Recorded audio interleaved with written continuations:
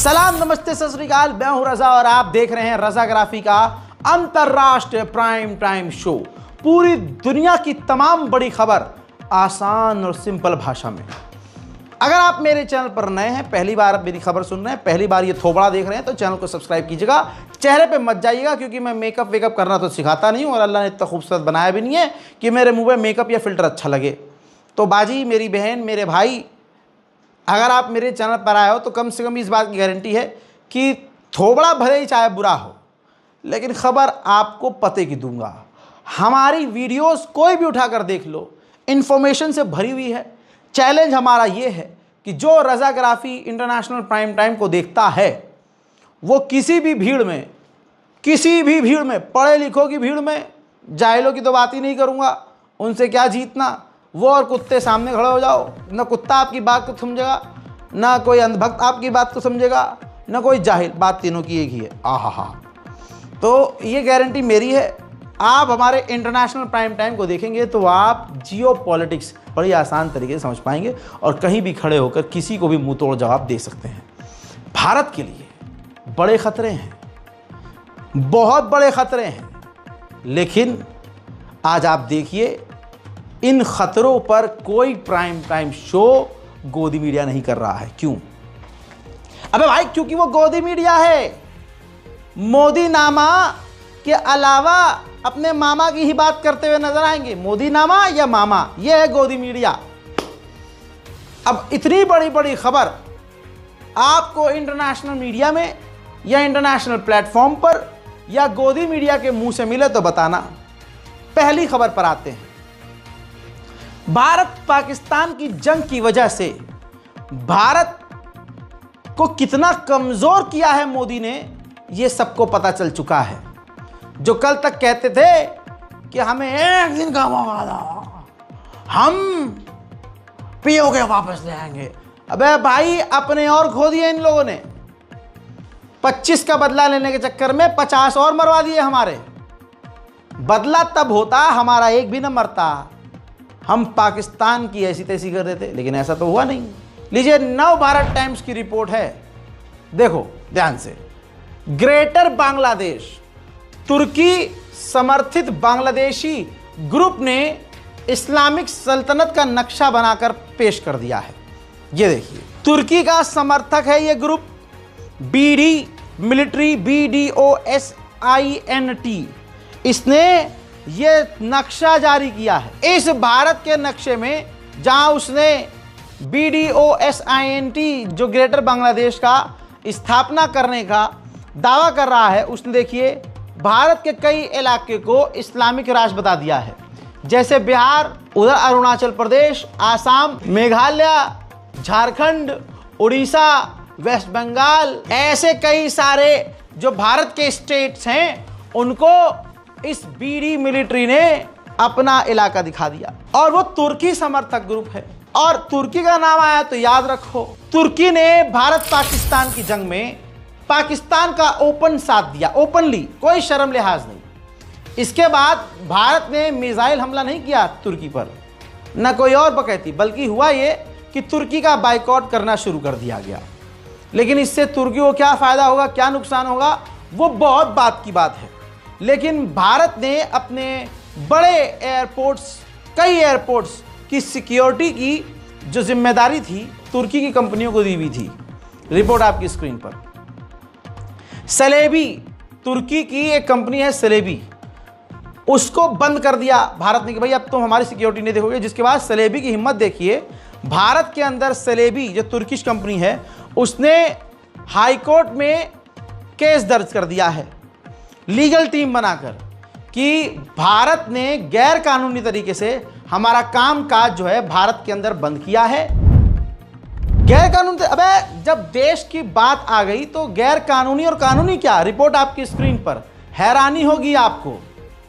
यहां पर अंधभक्त जल्दी से उल्टे होकर लेट जाएं। हाँ, तुम्हारे अब बवासीर का इंजेक्शन लगाने वाला हूं मैं।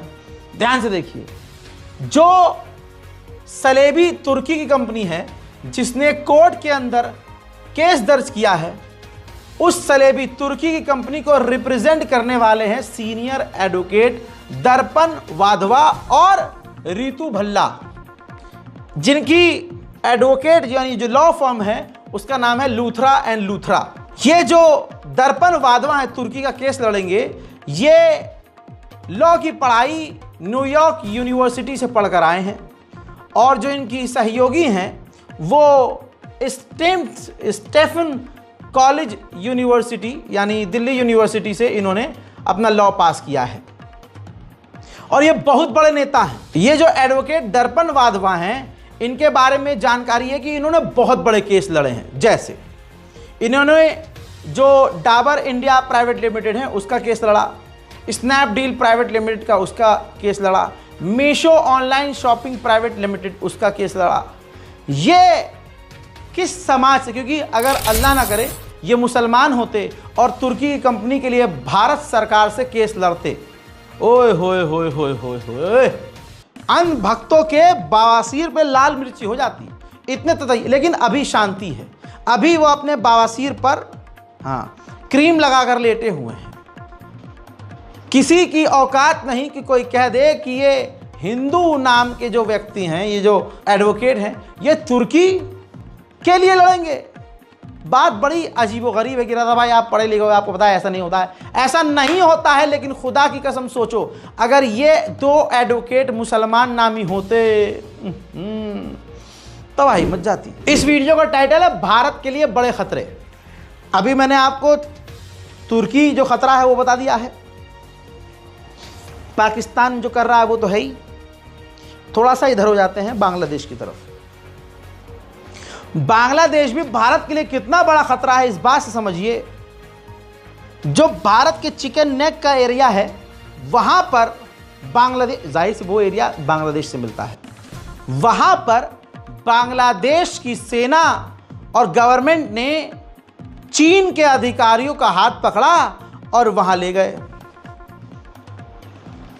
यानी चाइना के इतने करीब हो गया बांग्लादेश कि उनको भारत के सेंसिटिव इलाके के बेहद करीब ले गया। और खबर यह है कि चाइना और बांग्लादेश चिकन नेक के करीब एयरबेस बनाएंगे। इधर पाकिस्तान ने वैसे ही चूड़ी टाइट कर दी हमारी, उधर से चाइना भारत के बिल्कुल चिकन नेक के करीब आ गया। अब मुझे बताओ, पाकिस्तान के खिलाफ जहर उगलने के अलावा पर्सनली मोदी जी ने चीन का कोई विरोध किया, अमेरिका का कोई विरोध किया, तुर्की का कोई विरोध किया? भाई मैं नाम लेता जाऊंगा आपके मुंह से ही निकलेगा, लेकिन सच बोलने वालों को गद्दार कह दिया जाएगा। ये जितनी खबर बता रहा हूं गोदी मीडिया के अखबारों से ही खींच के बता रहा हूं। अब आप देखो, ये रही रिपोर्ट। चाइना ने पता है क्या किया है? तिब्बत में एक और एयरबेस को एक्टिव कर दिया भारत पाकिस्तान की जंग के बाद। लड़ाकू विमानों के साथ साथ Y-20 तैनात कर दिया। अब सोचिए, Y-20 ट्रांसपोर्ट विमान है जो बड़े हथियारों को, यहां तक कि छोटे मोटे जहाजों को भी लाद कर यह दूसरी जगह ले आ सकता है। तिब्बत में, हमारे इलाके के बेहद करीब सटे हुए इलाके में चाइना ने हथियार तैनात कर दिए, वहां उसने एयरबेस चालू कर दिए। और यहां क्या करना है? भारत के अंदर मुसलमानों की आबादी उजाड़नी है, मुसलमानों के घरों को तोड़ना है और उनको तोड़कर अपना ही पेशाब अपने मुंह पर मारना है, धार की तरह। मजा आ गया, हमने मुसलमानों को बदनाम कर दिया, बर्बाद कर दिया। ये अरे पुनीत सुपरस्टार जैसे चीखो मत भाई, होश से काम लो। या मुसलमानों को दबाने के चक्कर में तुम्हारा पिछवाड़ा कटे जा रहा है, समझ में नहीं आ रहा है। इन्हें भारत के मुसलमानों को गद्दार साबित करना है। अब सच्चाई समझिए। पाकिस्तान और भारत की जंग को एनालाइज करने के बाद चीन की जो है फटी अच्छे से कि भाई भारत के जो एयर डिफेंस सिस्टम है और सटीकता है, जिस टारगेट को हम लॉक करते हैं तबाह करते हैं। जैसे इस रिपोर्ट के अंदर लगी हुई एक फोटो है जिसको हम पहले भी दिखा चुके हैं। जब भारत ने पाकिस्तान के एयरबेस को निशाना बनाया, घेराबंदी की, तो सटीक हमले भारत ने किया और तबाह हुआ पाकिस्तान का एयरबेस, है ना। भारत ने भी इसको आधिकारिक तौर पर मान लिया, पाकिस्तान ने भी इसको आधिकारिक तौर पर मान लिया है। कोई पाकिस्तानी कमेंट सेक्शन में फड़फड़ाने न लग जाए, इस बात को क्लियर कर देता हूं। अब देखिए, इस तस्वीर को देखने के बाद चीन ने क्या किया? उसके जो एयरबेस थे, 6 एयरबेस भारत के बेहद करीब, सैटेलाइट इमेज से खुलासा हुआ है कि उसको तेजी से चाइना ने अपग्रेड करना शुरू कर दिया है। बड़ी बड़ी दीवार, ऊंची ऊंची दीवार और चौड़ी और मोटी छत बनानी शुरू कर दी है कि कहीं आगे भारत और चीन का टकराव कभी हो तो भाई समझ रहे हो, चाइना मजबूत रहे। लेकिन मैं इस बात की गारंटी देता हूं, मोदी सरकार कभी भी चीन से नहीं टकराएगी, कभी नहीं। रीजन, एक बात याद आई, हमारे मोहल्ले में एक अंकल थे, चाय का काम था उनका, चाय की टपरी लगाते थे वो अंकल किसी ना किसी वजह से गरीब हो गए थे। उनका ये कहना था, उनके साइड की स्टोरी है कि भाई बीवी मेरी जो है मुझे तलाक देकर चली गई किसी और के साथ, और वो चाय वाले पता नहीं अब कहाँ हैं, पहले वो हमारी गली में थे और काफ़ी साल तक, 7-8 साल तक उन्होंने चाय बेची। तो उनके साथ उठना बैठना था मेरा, तो वो मुझे ऐसे ऐसे किस्से बताते थे। बोलते हैं मुझे एक दिन बता रहे थे कि वो जो है मैं भाई, और वो बढ़िया आदमी था, वो बोलता था भाई मैं किसी से डरता नहीं हूँ, मेरे सामने कोई भी आ जाए मैं डरता ही नहीं किसी से। फलाने को, नाम नहीं ले सकता, फलाने को तो मैंने सामने आया था, मैंने कहा बे तेरी, मैंने कहा फिर, कह रहा बस डर गए सब, मुझसे हमेशा से लोग डरते रहे, मुझसे लड़ाई होती नहीं है, मुझसे कोई लड़ना ही नहीं आता, मुझसे कितना बड़ा ताकतवर हो। मैंने कहा क्यों? कह रहा सॉरी बोल देता हूँ मैं, अगला कोई भी मुझसे पंगे लेने आता है चौड़ में, मैं पूरे जोश से उसका गरिमान पकड़ता हूँ और सॉरी बोलता हूँ, सॉरी। अब ऐसी चीज़ नज़र आ रही है मुझे कि अल्लाह ना करे आगे ऐसा हो जाए। इसी वजह से मुझे लगता है कि मोदी जी चाइना से तो कभी पंगा नहीं। एस जयशंकर का बयान सर्च कर लेना, जिसमें वो ये कह चुके हैं, China, do you think we will fight China? Are you mad? Are you out of your mind? China is a bigger economy, how can we will fight? No no no no no. ये आप ANI के podcast में search कर लेना। उधर बांग्लादेश भारत के लिए इतना खतरा है कि बांग्लादेश की आर्मी चाइना के एयर डिफेंस सिस्टम और मिसाइलें खरीदने को तैयार है। भारत पाकिस्तान के जंग के दौरान पाकिस्तान जो सटीकता से हमले कर रहा था, और वो हम S-400 से अल्हम्दुलिल्लाह रोक रहे थे, इतनी सटीकता से कैसे हमला कर रहा था। जंग के दौरान मैंने वो ग्राफ दिखाया था कि भारत के ऊपर से चाइना की सैटेलाइट गुजर रही थी। जब भारत ने अपने तमाम एयर स्पेस को बंद कर दिया और इंटरनेट को वो जाम करने लगा बॉर्डर पर भारत, तो अचानक से चाइना का एक सैटेलाइट आसमान में भारत के ऊपर से क्रॉस होता हुआ नजर आता है। मैंने तभी कहा था कि चाइना पाकिस्तान की मदद कर रहा है। लीजिए आज पूरी जो है प्रोफेशनल रिपोर्ट पढ़ लीजिए। टाइम्स ऑफ इंडिया ने छापा है कि ऑपरेशन सिंदूर के दौरान चाइना ने भारत की सेंसिटिव जानकारियां, एयर डिफेंस की जानकारियां पाकिस्तान को सपोर्ट करते हुए पाकिस्तान को दी थी। भारत की हाई क्वालिटी सैटेलाइट इमेज तक पाकिस्तान को चाइना ने प्रोवाइड की थी। अब जब यह आम लोगों को पता है तो क्या मोदी जी को नहीं पता? तो मोदी जी की 56 इंच की छाती के अंदर फिट जो फेफड़ा है उसमें इतनी हवा क्यों नहीं है कि चाइना का नाम ले सके? सन 2019 में पाकिस्तान के अंदर चाइना ने एक प्रोजेक्ट शुरू किया था खैबर पख्तूनख्वा के इलाके में, बॉर्डर के इलाके में डैम बनाने का। अब भारत के पास पानी रोकने के लिए डैम तो नहीं है इकट्ठा करने के लिए, और पाकिस्तान को पानी की ज़रूरत है सेव करने के लिए, रोकने के लिए, इकट्ठा करके रखने के लिए, बुरे वक्त में काम आए। तो चाइना पाकिस्तान की सेवा में बड़ी तेज़ी से काम कर रहा है। उस डैम को अब तेज़ी से बढ़ा रहा है ताकि 1 साल के अंदर इसका काम पूरा हो जाए। हमें डैम बनाने में 20 साल लगेंगे और इनका प्रोजेक्ट अगले साल ख़त्म हो जाएगा। कहने के लिए हमारी 56 इंच की छाती है, हमारा विदेश मंत्री सबसे बढ़िया है, हमारा प्रधानमंत्री सबसे मजबूत है। यहाँ भारत पाकिस्तान की जंग के बाद फिर से दोबारा से भारत के मुसलमानों को गिरफ्तार करना, उनको उजाड़ना, उनको मारना पीटना, यही सब करके आणु भक्त इसी चीज़ में खुश हैं कि हमने पाकिस्तान को मार दिया। बे अपने हिंदुस्तानी लोगों को, हिंदुस्तानी मुसलमानों को मार रहे हो, इससे तुम्हारा ईगो शांत हो रहा है। और जब जंग होती है तो फौरन भाई भाई type police, cease fire, cease fire. ये 56 इंच है। इंदिरा गांधी सबको याद आ गई है इसमें, लेकिन पॉइंट टू पॉइंट बात करेंगे। चाइना ने जब देखा कि भारत के पास एयर डिफेंस सिस्टम सटीक हमला करने की ताकत रखते हैं और पाकिस्तान के कई फाइटर जेट और लड़ाकू विमान गिरा दिए गए हैं, वो भी रिपोर्ट में आपको चलिए इसमें भी दिखा देता हूं। टॉम कूपर नाम का एक इंटरनेशनल वॉर एक्सपर्ट है, उसने एनडीटीवी को प्रॉपर इंटरव्यू दिया है और ये उनकी जानकारी है।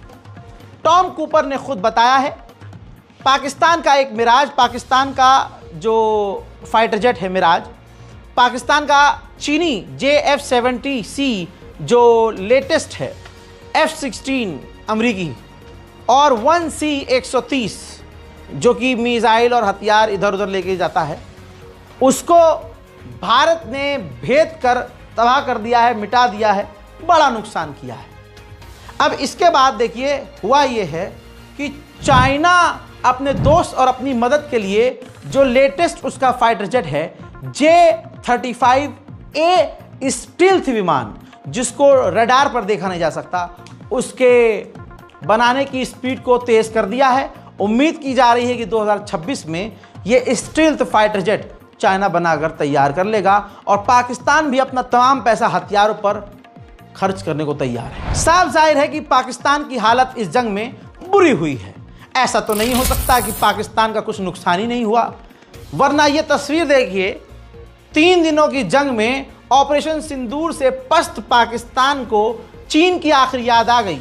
3 दिन के दौरे पर जा रहे हैं पाकिस्तान के विदेश मंत्री चाइना। गोल्डन टेम्पल अमृतसर तक पाकिस्तान ने चीनी मिसाइल दाग दी थी, ये देखिए, जिसको दुनिया के सामने A100 MLRS मॉडल का नाम है, चाइना की मिसाइल है। इंडियन आर्मी ने दिखाया है, क्या दिखाया है? Chinese A100 rocket, Pakistani YHA कैमिकाजे आत्मघाती drone, Chinese PL-15 missile, Pakistani HATF-1 ballistic missile. उनके परखच्चे जिस तरह से भारतीय सेना ने उड़ाए हैं, आप अपनी आंखों से देख लो। ये भारतीय सेना दिखा रही है, पाकिस्तानी एज यूजुअल इसको झुटलाएंगे, ठुकराएंगे नहीं, यह हकीकत है। मोदी जी का तो नहीं पता, लेकिन जो प्राइवेट फर्म्स हैं उन्होंने तुर्की को मुंहतोड़ जवाब देना शुरू कर दिया है। मिंत्रा और आजियो जो रिलायंस का जो है फैशन प्रोडक्ट जो बेचता है, कपड़े लत्ते उनके ब्रांड्स, तुर्की के प्रोडक्ट्स को मिंत्रा और आजियो ने बेचना बंद कर दिया है। बांग्लादेश के करीब, बांग्लादेश पर नजर रखने के लिए समुद्र में भारत ने 7 फ्लोटिंग पोस्ट बनाए हैं, यानी 7 ऐसे स्टेशन होंगे, यानी 7 समुद्री जहाज जिस पर पूरा सैन्य अड्डा होगा और वो दुश्मन की हरकतों पर नजर रखेगा। ऐसा नहीं है कि सरकार ने बांग्लादेश की हरकतें देखने के बाद बांग्लादेश की इन हरकतों को इग्नोर किया हो। बांग्लादेश के जो कपड़े होते हैं भारत भारी मात्रा में इंपोर्ट करता था, मोदी सरकार ने उस पर प्रतिबंध लगा दिया है, जिससे बांग्लादेश को मोटा नुकसान होने वाला है। लेकिन बांग्लादेश के इस नुकसान को हम जानते हैं, पाकिस्तान, तुर्की और चीन मिलकर बैलेंस कर देंगे, लेकिन एज ए इंडियन हमें ये करना था। बहरहाल इससे फ़ायदा इंडिया को ये होगा कि जो भारत के स्वदेशी निर्माता हैं कपड़ों के, उनको मोटा फ़ायदा इंशाल्लाह पहुंचेगा। IMF ने जो पाकिस्तान को लोन दिया है उसमें कई शर्तें रखी हैं, जिसमें हमेशा जो IMF करता है कि भाई आप टैक्स बढ़ाओ जनता पर, जनता से वसूलो, जो आप चीज़ें बेच रहे हो उस पर टैक्स बढ़ाओ, न जाने क्या क्या, उससे हमारा कोई सरोकार नहीं है। लेकिन एक जो पॉइंट है उसमें भारत का पॉइंट रखा है। IMF ने कहा है कि भारत के साथ जो आपकी टेंशन बढ़ रही है ना, इससे आपको लोन देने में और आपको लोन चुकाने में भी प्रॉब्लम होने वाली है। उधर पाकिस्तान के अंदर ही पाकिस्तान का हाल बुरा है। सोशल मीडिया पर बेचारे पाकिस्तानी अपने आप को खुश तो दिखा रहे हैं, मीम के अलावा क्या ही बना सकते हो भाई आप लोग। हालात अपने मुल्क के भी देखो, हम तो देखते ही हैं, तभी तो खुल्लम खुल्ला मैं बोलता हूँ, बताता हूँ कि मेरे मुल्क का हाल क्या है। अपने मुल्क के भी हालात देख लो, गाड़ धोने के लिए पानी नहीं है, चले हैं फालतू की जंग लड़ने। अबे भाई ये बलूचिस्तान के आर्मी को सुनिए, बलूचिस्तान के नेता को सुनिए, जो बलूचिस्तान की बलोच यकजहती कमेटी लगातार बयान दे रही है, और जो Razzaq Baloch secretary general of the Baloch American Congress, उसने साफ कहा है, जो पाकिस्तान में बलोच का इलाका है, उन लोगों ने साफ कह दिया है कि बलोच से पाकिस्तान ने अपना 80% कंट्रोल खो दिया है। यानी बलोच पूरी तरह से कह रहे हैं कि हम लगभग पाकिस्तान से अलग थलग हो चुके हैं। अब मोदी सरकार अपनी ज़बरदस्ती तारीफ नहीं कर सकती, क्योंकि अगला नंगा हो गया, पूरा नंगा। कितनी जिल्लत की बात है, जिसको हम अपना दोस्त चीख चीख कर पूरे मोहल्ले में बताएं, 2 दिन बाद वही दोस्त दूसरी जगह जाकर कहे, अबे इसको तो हमने टैक्स लगा कर मार दिया, 2 थप्पड़ जले कान पे, ओए जंग रोक बे, उन्हें जंग रोक दी। फिर लोग मुझे क्या कहेंगे, अबे भाई तू तो उसे घर पे बुला खाना खिला रहा था, भाई तू तो यार बड़ी तारीफ़ कर रहा था, ये तो मेरा बहुत बढ़िया दोस्त है, वो तो मूत रहा है तेरे मुँह पे। यही कहोगे ना भाई, आम ज़बान में यही कहोगे ना। अब आपको पता है कि किस किस इंसान के बीच ये हरकत हुई है। लीजिए, कल आम वापस भेजा था, भारत से कार्गो जहाज़ भरकर आम गया अमेरिका। सबसे बेस्ट आम भेजोगे मोदी जी ने। वहाँ से ऐसे ही एज इट इज़ जहाज़ को बोला, ओए चल बे निकल। क्यों? वो जो डॉक्यूमेंट थे ट्रांसपोर्ट के और इस तरह के जो डॉक्यूमेंट होते हैं ऑफिशियल, उसमें गड़बड़ी थी। तो ट्रम्प को यह बर्दाश्त नहीं हुआ कि चलो 24 घंटे का समय दे देते हैं, कागजात तुम मंगवा लेना या फैक्स करवा लो करेक्शन करके। जहाज़ भारत वापस आ गया। शायद वो अक्षय कुमार को अमेरिका ने वापस भेजे हैं जहाज़ भर के आम, कि अब मोदी जी को बुलाओ और बताओ, पूछो उनसे कि मोदी जी आम आप चूस के या चबा के या पिलपिला करके खाते हो, कैसे खाते हो? मोदी प्लीज़ बताइए, आप इतने बिजी रहते हैं, आप आम कैसे खाते हैं? आज की सुनो, डोनाल्ड ट्रंप की गवर्नमेंट ने जो इंडियन जो एजेंट्स हुआ करते थे यहाँ, जो कि वीज़ा दिलाते हैं, टिकट भी करते हैं, वहाँ टूरिज़्म को प्रमोट करते हैं, भारत के लोगों को अमेरिका भेजते हैं जैसे तैसे, तो वीज़ा बैन कर दिया है। रिपोर्ट आपके सामने देखिए, रॉयटर्स, दुनिया का सबसे बड़ा अखबार, अमेरिका ने बैन लगा दिया है ट्रैवल एजेंट्स पर। जो भारत के, स्पेशली जो भारत के ट्रैवल एजेंट्स हैं, उनके ऊपर बैन लगा दिया, इल्ज़ाम लगाते हुए कि जो भारत के ट्रैवल एजेंट हैं वो गैर कानूनी इलीगल तरीके से लोगों को अमेरिका के अंदर घुसाते और यहाँ बसाते हैं। आप मुसलमानों को गाली बकते रहे, मुसलमानों को सोशल मीडिया पर गद्दार लिखते रहे, लेकिन चाइना कितना आगे बढ़ गया है। साउथ चाइना मॉर्निंग पोस्ट ने क्लेम किया है, जिसके बाद पूरी दुनिया में हड़कंप मच गया है। चाइना ने कहा है कि हम अंतरिक्ष से किसी भी दुश्मन देश पर हाइपरसोनिक मिसाइल दाग सकते हैं। उधर साउथ चाइना ने ही पोस्ट की है ये वीडियो कि ये जो आप देख रहे हैं ट्रक का चलाना, ये बिल्डोज़र के ज़रिए ये सारा काम होना, जो माइनिंग हो रही है, ये माइनिंग 100 ट्रक और बिल्डोज़र कर रहे हैं, और वो सब रोबोट कर रहे हैं। रोबोट के ज़रिए माइनिंग, कोल माइन करवा रहा है चाइना, और आप भारत के मुसलमानों को गद्दार लिख रहे हैं। अगले महीने जून में चाइना ड्रोन आर्मी का एक बड़ा जो हेडसेट है वो अपने आर्मी में ज्वाइन करवाने वाला है, उसका वीडियो जारी किया है। सिस्टम यह है कि एक बहुत बड़ा ड्रोन होगा जो मदर ड्रोन कहलाएगा।